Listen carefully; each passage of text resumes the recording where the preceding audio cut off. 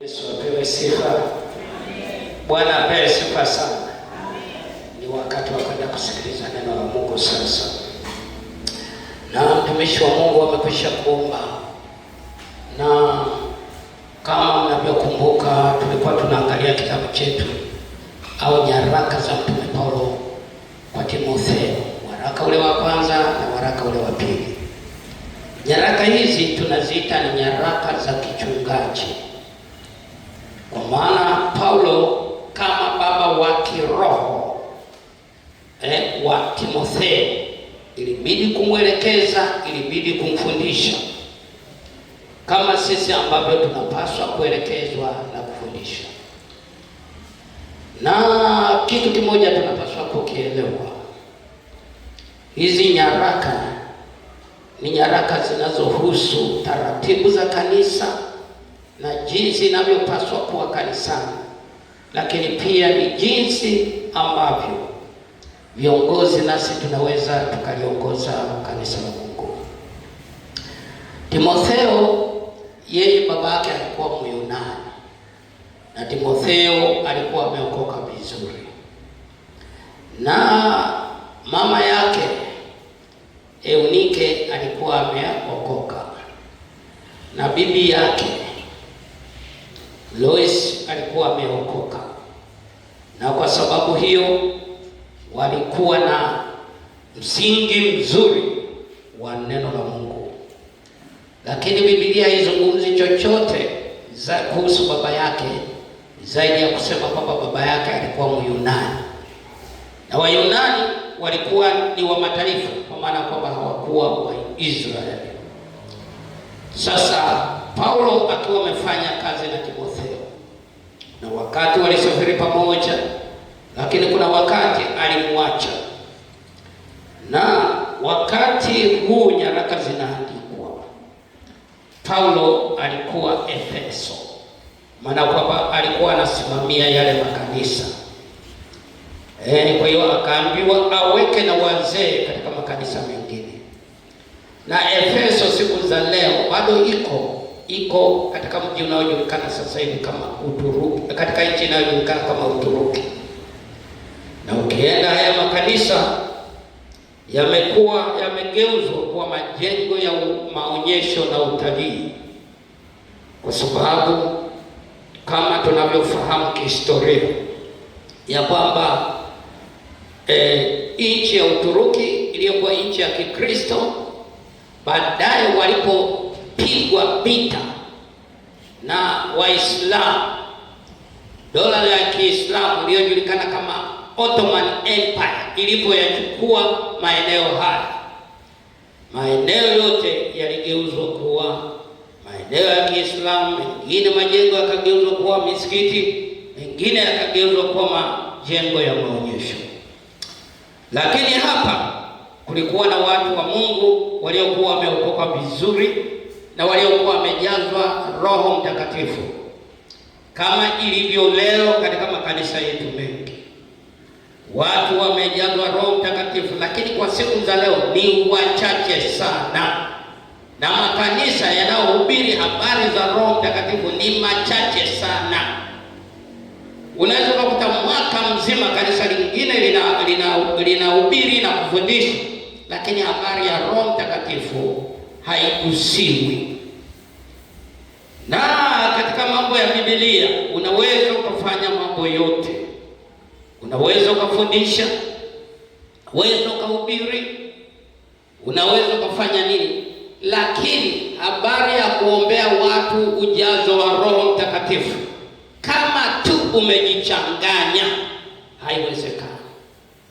Kwa sababu kumbuka, yule ni Roho Mtakatifu, na kwamba ni mtakatifu, na yeye anaona mpaka ndani ya mioyo yetu. Sasa tutaenda kuangalia maandiko machache, na nitaomba msomaji wangu aweze kutusomea yote ili tuweze kwenda kwa pamoja, kwa sababu muda sio rafiki. Na kuanzia mstari wa kwanza Biblia inasema, ni neno la kuaminiwa mtu akitaka kazi ya askofu atamani kazi njema. Ni neno la kuaminiwa Mtu akitaka uongozi, ataka kazi njema, basi imempasa askofu awe mtu asiyelaumika, mume wa mke mmoja, mwenye kiasi na busara, mtu wa utaratibu, mkaribishaji, ajuaye kufundisha, si mtu wa kuzoelea ulevi, si mpiga watu, bali awe mpole, si mtu wa kujadiliana, wala asiwe mwenye kupenda fedha, mwenye kuisimamia nyumba yake vyema, ajuaye kutiisha watoto katika ustahivi. Yaani mtu asiyejua kuisimamia nyumba yake mwenyewe atalitunzaje kanisa la Mungu? Basi ache hapo kwanza. Hapa tunaona Paulo anamwandikia Timotheo kumpa utaratibu au kumpa maelezo ni namna gani kiongozi anatakiwa kuwa. Anatakiwa kwa lugha rahisi awe ni mtakatifu, kwa maana kwamba awe ni mtu ambaye ana vigezo vyote vya utakatifu, kwa maana kwamba si mzinzi, maana ni mume wa mke mmoja. Halafu pia watoto wake wawe mfano, wawe wameokoka, kwa maana kwamba wamejifunza kutoka kwa baba yao, wamejifunza katika familia yao kumcha Mungu. Lakini si hivyo tu, anazungumza asiwe mtu anayezoelea ulevi. Sasa tunapozungumza sasa hivi, kuna makanisa mengine ya watu waliookoka wanasema kunywa waini sio dhambi, yaani ulevi sio dhambi. Sasa hiyo hatushangai, kwa sababu mafundisho potofu yalikuwepo toka siku nyingi. Lakini pia anasema kiongozi asiwe mtu mwenye kupenda fedha, asiwe mtu mwenye kupenda fedha. Leo iko shida katika makanisa yetu, wachungaji wapo wanaopenda fedha kuliko kumpenda Mungu. Ndio maana wako tayari kufanya lolote, hata kuwaumiza waumini wa kanisa hilo, bora yeye apate fedha. Tulikuwa na mchungaji wangu hapa kutoka Arusha, tukaa tunaongea, yeye jirani yake kuna mtu mmoja jirani yake ni mwalimu, alionekana kwenye kusanyiko fulani. Yule mwalimu ni mwalimu, hana kilema wala nini, lakini alionekana anachechemea kana kwamba alikuwa ameparalyze, akaigiza. Familia yake ilipomuuliza, wewe si wewe, anasema fedha nani angenipa, na mimi kule nimepewa fedha. Kwa hiyo unaweza ukaona kupenda fedha jinsi kunavyoonyesha ukengeufu, jinsi kunavyosababisha watu wamwache Mungu. Biblia inatuambia kila mtu na afanye kazi, na hata Timotheo akanaambiwa na Paulo, waambie watu kila mtu ajishughulishe na mambo yake mwenyewe, afanye kazi ili apate fedha kwa ajili ya matumizi yake na kuwagawia wahitaji. Hasemi ya kwamba tukae makanisani halafu tumwombe Mungu halafu fedha zishuke. Hizo ni injili za kigeni, hizo ni injili mpya. Lakini pia katika maisha haya ni lazima tuelewe. Hebu soma hiyo Timotheo wa kwanza sura ya 6, anzia mstari wa kwanza, nenda pale mpaka takapokuambia tayari.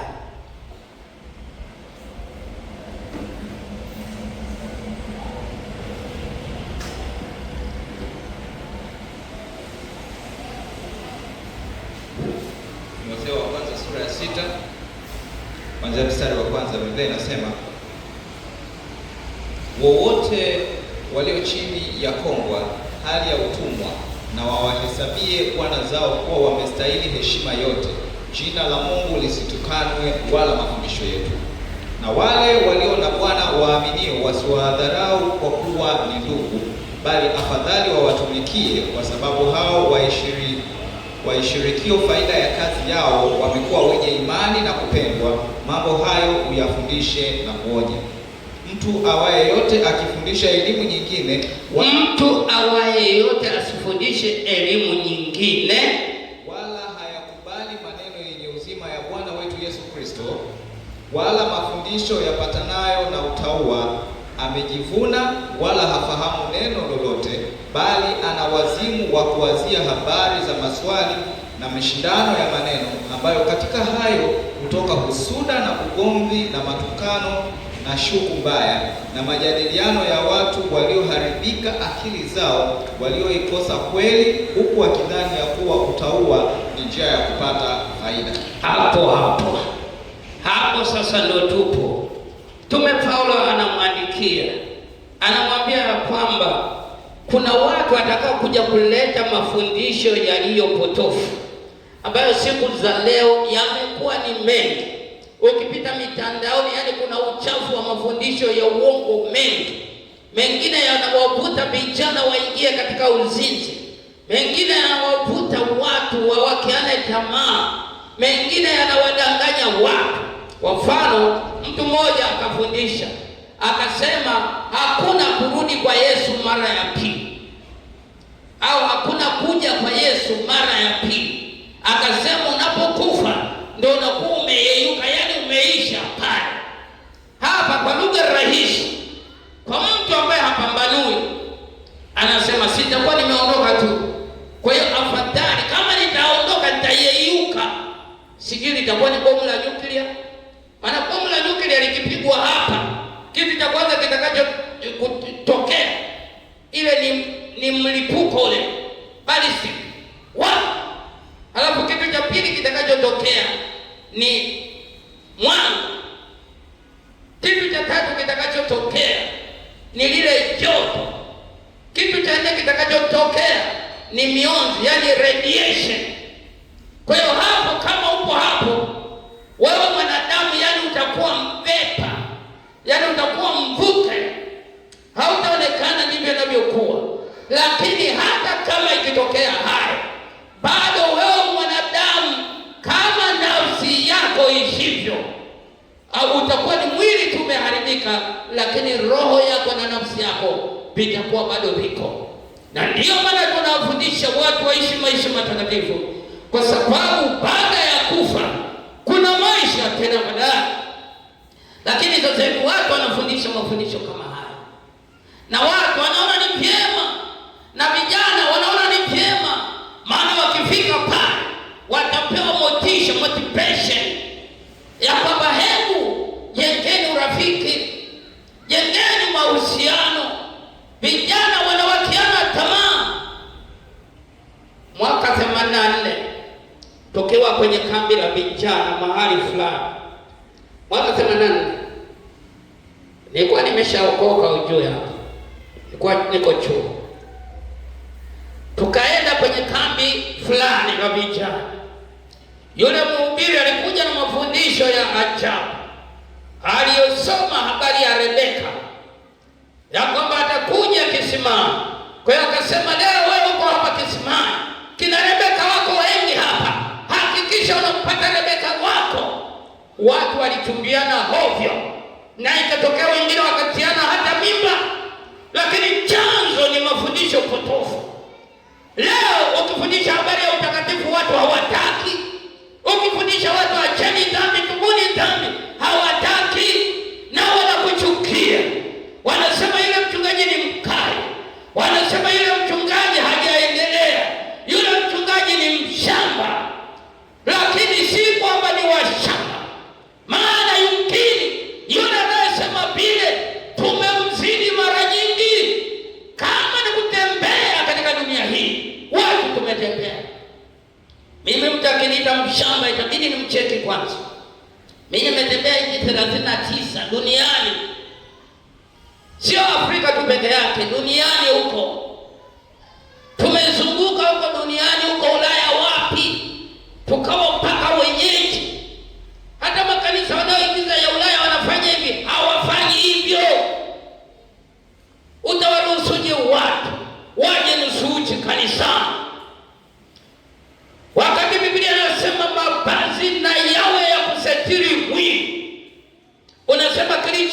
kilichookoka ni roho. Kwa hiyo roho ni kwangu.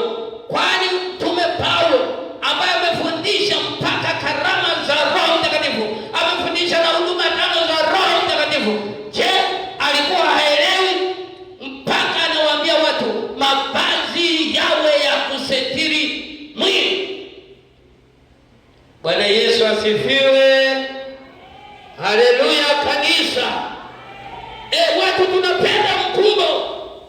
Vijana wakija, hata na wazee wengine, wao wakicheza na kuruka, baadaye kusikiliza neno la Mungu kwa usite tu. Adui anataka ufahamu wao. Unakuta ukimuuliza tumejifunza nini? Ni sifuri. Na kuna nadharia mbili pia ambazo ni za mafundisho potofu. Na Paulo alipokuwa anamuonya kwamba kuna watu watakafundisha mafundisho potofu, aliyajua yalikuwa mafundisho potofu kama ya Nikolai, yalikuwa mafundisho potofu mengi. Lakini siku za leo mafundisho potofu tunayabeba kwenye vyuo vya Biblia, baadhi ya vyuo vya Biblia. Usiseme mimi sijahudhuria vyuo vya Biblia. Aisee, nimehudhuria vingi. Hapa nimehudhuria vya kutosha vingi.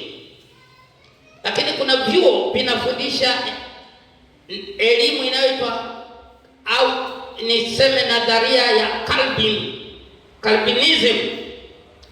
Wao wale wanasema hivi, na hii iko kwa watu wengi waliosoma Korea, ya kwamba ukiokoka ndio basi umeshamaliza. Ukimkiri Yesu hapa kama Bwana na Mwokozi, basi imeshakwisha. Lakini hebu tuangalie ukweli. Wanasema imekwisha maana yake nini? Wanasema hata ukifanya dhambi, maadamu ulishaokoka inabaki. Lakini Biblia inasema basi tukitenda dhambi makusudi, haibaki ile thawabu ambayo tumeipokea, bali kuna kuitazamia hukumu na moto ulio tayari kuwala wale waipingao kweli ya Mungu. Sasa hivi watu wengine hata kusema kuna jehanamu, ukitaja jehanamu kanisani kwake unafukuzwa. Wengine ukizungumza habari ya dhambi unafukuzwa kanisani. Wanakuambia hapana. Wao wanaambia tu ni kufundishwa the grace of God, neema ya Mungu. Lakini wanasahau ya kwamba Biblia inasema neema ya Mungu imefunuliwa kwetu, nayo yatukataza ubaya wa kila namna. Kwa hiyo nakuta mtu amefanya dhambi, baada ya kumsaidia, the grace of God is upon you, is upon you my brother, take courage, jitie moyo, bila kumsaidia. Na Biblia inasema kwamba tusipowaambia habari ya dhambi zao, damu yao itatakwa mikononi mwetu. Kwa hiyo kama viongozi tunapaswa kusimamia kweli ya Mungu, na ndivyo tutakavyofanya katika kanisa hili. Tuwasaidie wengine, tuwaombee, tuwaongoze vizuri. Wanawake wawafundishe wanawake vijana kuishi maisha matakatifu. Wababa wafundishe vijana kuishi maisha matakatifu. Kanisa lifundishe kwa habari ya utakatifu, bila kujali ya kwamba watu wataondoka na sadaka zao. Kama umeitwa na Mungu, watu wakikimbia kwa sababu umeisema kweli, bado utaishi. Halo, niwakumbushe, Yesu siku moja alifundisha akasema, msipoula mwili wangu na kuinywa damu yangu. Jamaa akasema nyie ufalme wa mbinguni. Jamaa wakaondoka, wakasema ni nani, neno hili ni gumu, ni nani anayeweza kuula mwili wa mtu na kuinywa damu yake? Hawakuelewa kitu cha kwanza, na hatua aliyoichukua ilikuwa ni kuondoka bila kuhitaji ufafanuzi. Kama ilivyo leo, unaweza kufundisha jambo fulani, watu hawajalielewa, wakaamua kuondoka. wakaamua kukuacha mchungaji.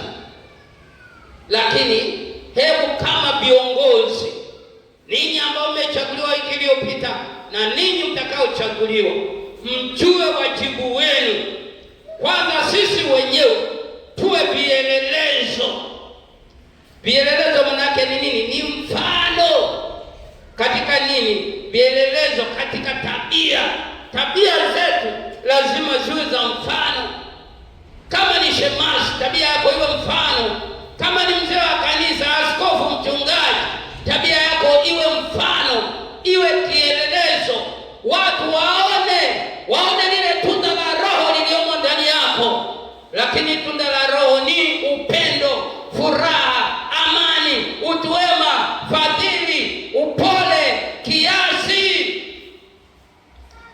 Unapoonekana unavyo, basi unakuwa kielelezo. Lakini kama hapimo hivyo, ujue kuna kitu kingine kitaingia. Anasema katika Wagalatia ya kwamba basi nasema enendeni kwa Roho, wala hamtazitimiza kamwe tamaa za mwili. Kwa maana mwili utamani ukishindana na Roho, na Roho kushindana na mwili. Hivi viwili vinapingana. Anasema basi matendo ya mwili ndiyo haya: uasherati, uchafu. Na when we are speaking of uchafu, tunapozungumza habari ya uchafu, ni uchafu gani tunaozungumza? Yapo mambo mengi yameweka katika package ya uchafu, katika kifurushi cha uchafu. Kuna uzinzi, kuna uasherati, kuna urawiti, kuna ufiraji, kuna mambo mbalimbali ambayo yako katika package ya uchafu. Lakini watu hawayaoni. Wengine wamebadilisha kabisa. Uzinzi wanasema hayo ni mahusiano.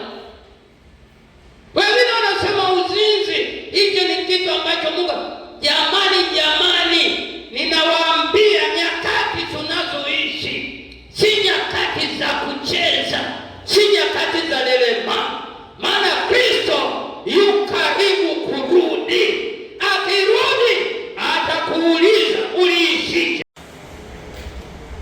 Wapo watu wachache sana leo ambao wanahubiri injili ya kukemea dhambi, kwa sababu ukiwakemea watu wanaondoka, wanachukia.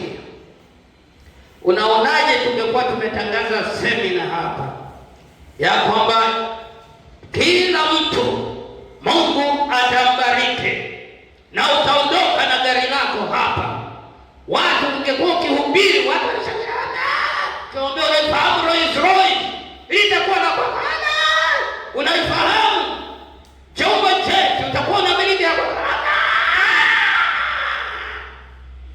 Lakini ukimwambia mtu kuna vitu vya muhimu sana, vitu vya muhimu sana hapa kuvijua.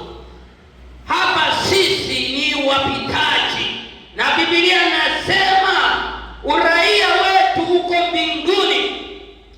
Kwa nini tunasema hapa ni wapitaji? Kwa sababu tuna muda mfupi. Huko mbinguni ndiko tutakapokaa milele na milele. Na kuna mafundisho yanakuja, watu wanasema hakuna mbingu. Nikamuuliza mmoja, Yesu alivyosema anapaa, alipokuwa katika mlima wa Mizeituni, Biblia inasema akapaa. Akaniambia aliposema anapaa, maana yake aliyeyuka tu mbele yao. Nikamwambia kwa hiyo kuyeyuka ndio kupaa? Nikamwambia au alienda hivi? Je, ukienda hivi ndio unapaa au ukienda hivi? Akananiangalia akasema, aliposema wakanaangalia macho yao juu mbinguni. Nikisimama hapa angesema akaangalia macho yao yalikuwa yanaangalia mbinguni. Labda ungesema mbingu iko hapo, alikuwa anachungulia. Lakini juu mbinguni. Na walipokuwa wakiangalia namna hii, wingu likampokea. Akaniambia huelewi, alipokelewa na utukufu. Aliingia katika utukufu. Nikamwambia it might be, lakini mwisho wa siku alienda mbinguni. Kwa hiyo kuna a lot of false doctrine tuiti doctrines, usije kanisaisha. Tunaita doctrine. Yaani kuna mafundisho haya potofu ni mengi yanayotembea sasa. Mengine yanaruhusu uasherati na upuzi. Utaniuziaje mbuzi kwenye gunia? Lazima nikuone. Na sasa hivi si mna simu ya wakati nafanya kazi pale nilikuwa nimefanya kazi na mimi usinione. Ni specialist engineer, metallurgy engineer, tunajifahamu. We are not more than 6 in this country. Hatukuzidi 6. Rare professional, you can't get it. Wanawafundisha watu. Wanasema haya, nionyeshe uso wako. Mmepigiana video call WhatsApp. Vipi nimetabasamu? Onyesha pose. Shusha kidogo basi. Shingo. Na umelala. Nionyeshe kifua. Mwisho mpaka kidole gumba. Hamjazini nyie.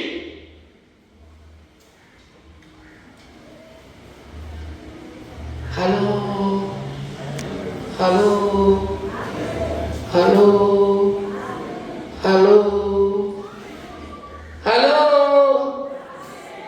Ninajua hilo alipati vitu vingi. Angalia TikTok. Ni follow. Angalia video zangu za aina fulani. Na wewe mwana wa Mungu unafuata haya. Halafu unafikiri utaiona mbili. Mimi nilipokuwa naambia kina dada, jamani niwekeni kwenye TikTok, akisema mzee huko nini? Kaweka nikakuta kuna mahubiri kadhaa. Sasa mbona kuna mahubiri mazuri? Siku nyingine kufanya hivi.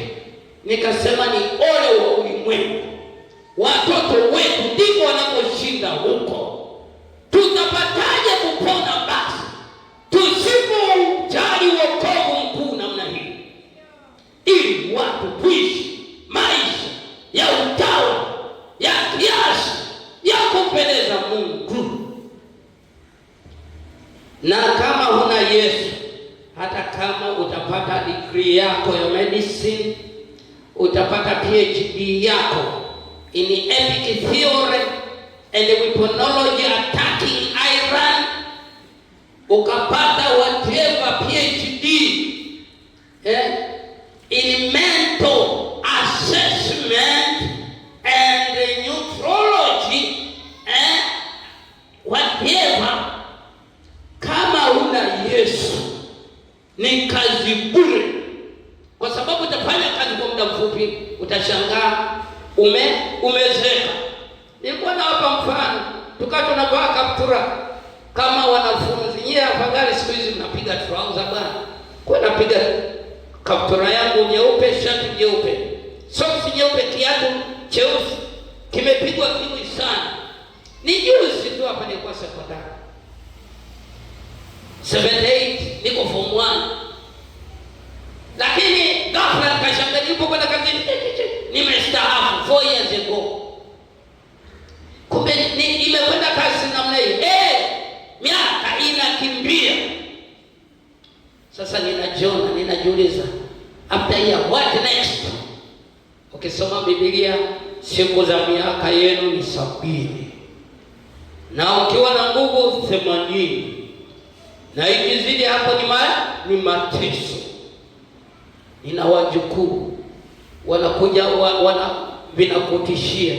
Babu ona jongo. Babu ona jongo. Basi kwa hiyo tuna muda mfupi wa kuwepo hapa. Hebu tuishi maisha matakatifu. Hebu tuenende katika mwenendo unaopasa utakatifu. Na hapo ndipo tutakapomwona Mungu. Unasoma kwa bidii, soma kwa bidii. Piga calculation kwa bidii. Na usifikiri ukifungua English function unaipiga kama kawaida. Ukiangalia integration, ukichora nyoto maji y by x manini whatever, it can't happen that. Mungu amekupa nafasi ya kufanya kazi yako. Usome kwa bidii. Kulitokea mafundisho potofu hapa Kibaha. Vijana wakafanya hivyo. Tena walikuwa Kibaha sekondari. Hawa. Na mimi nilikuwa na vijana kama 80 wa Kibaha sekondari walikuwa naabudu hapa. In those years. Tena juzi nilikuwa nauliza kijana wangu mmoja yuko Dubai pale. Anafundisha. Alikuwa Kibaha boys. Kwa namuulizia vipi mabomu? Sema yameshuka lakini tuko salama. Walikuwa hapa. Wakaenda wengine mahali fulani wakapata fundisho la uongo. Wakakuwa wewe ni kukaa tu na kumwomba Mungu. Mungu atafanya. Mafundisho potofu. Alikuwa anaomba Timotheo mafundisho ya namna hiyo ayakemee. Unajua kilichokuwa kimetokea? Wakaenda siku ya mtihani. Ilikuwa walianza na practical ya chemistry. Zile solution wakana jaza hapo. Anafanya hivi, anafanya hivi.